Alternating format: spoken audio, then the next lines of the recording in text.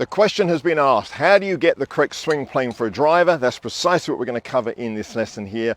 I hope to give you an explanation here that is very easy to follow, something that actually you can have a practice drill to do with it, so you can start to feel what is the correct swing plane, actually not just for the driver, but for every club in the bag. We know, of course, that the reality is that the clubs are already set at different angles. So I've got a wedge and a driver here. If I was to put them effectively both flat on the ground, we can see they are very different angles. Now, it's important to just start with that reference, because actually swing plane could be described as simple as this. Whatever that golf club's original angle, we want the golf club to swing around its original angle, meaning that when it's done 180 degrees, it's actually parallel to the original angle it started on. We complete the swing as we come back down. When it's at the same point, it's also parallel to its original line. Now, how can we make reference to that quite easily? Well, that's why I've put these two alignment sticks on the ground.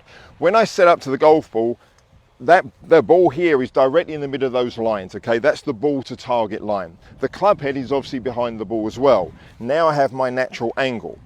If I was to turn the club in plane around its original angle here, at this point here at 180 degrees, that club is still pointing at that white line. It starts on the white line with its club head at 180 degrees. The end of the club, the end of the grip, is pointing at that line. So you can see it's turned around its own angle. That's, to me, the simplest explanation of swing plane. Now, why is that so important? Well, because when we're coming back to hit the ball from this position here, the club being in its original angle has got a very simple job to do. It can just turn upside down to hit the ball without any manipulation. And that's really the key part. Compare that to being out of plane. I can't let that club just turn upside down or 180 degrees because it's going to miss the ball. So I have to manipulate it to get it back down. Same the other way around. If it's too steep, I can't just let it go 180 degrees because it's going to miss the ball. I have to make some manipulations to try and connect with the ball. So the simplest swing plane is also the most effective and the most powerful, because the energy of the swing can just free flow a lot more rather than you having to manipulate and control it. That makes sense, all right? So these lines on the ground representing the ball to target line are a great mental picture for you. Now, I'm going to give you a drill to do, which you can actually do with the driver. You can do it with every club in the bag, to give you the sensation of swinging in that plane.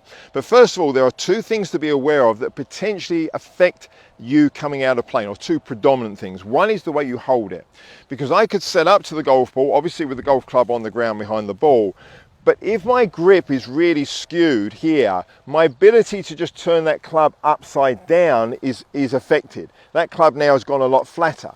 If I'm really in a different type of grip, I might start to go this way.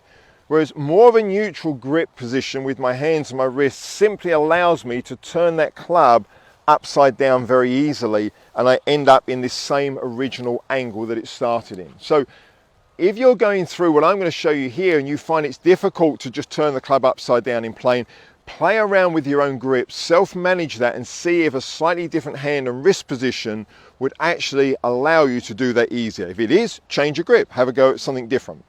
The second one is the body. We tend to have the temptation to overwork the body, particularly with the driver. We think of big turns, big movements. Well, sometimes that big movement can actually be too much work from the body, and that can throw the swing plane off as well. So quietening the body down can also help it make it easier to swing on plane. If you've followed intuitive golf, you know we talk about a compact swing where you move dynamically within your structure. That's going to help.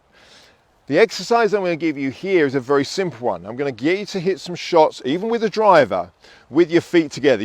The ball will go very low. Don't worry about these shots. It's not about hitting a great shot. It's about developing the feeling of the swing plane. Remember, that's what we're trying to do here. It applies to every club, but the question was about the driver. We're going to stick with the driver. And I'm going to get you to hit some shots with your feet together. Why with your feet together? Because again, it will help you reduce the amount of effort with your body. If you overwork your body, you're going to find your balance is compromised.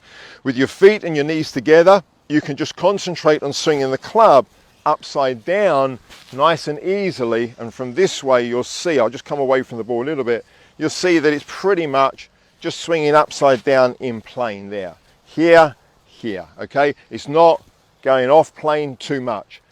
That will give you the feeling, and as I said, we can use this white line as a reference to know that here, that is still pointing its original angle, and it will be the same coming down. So with the driver, you can just start, you don't need to hit many, feet and knees together, just hit some gentle shots, getting the feeling of the club head just turning upside down, okay? Nothing more than that, just there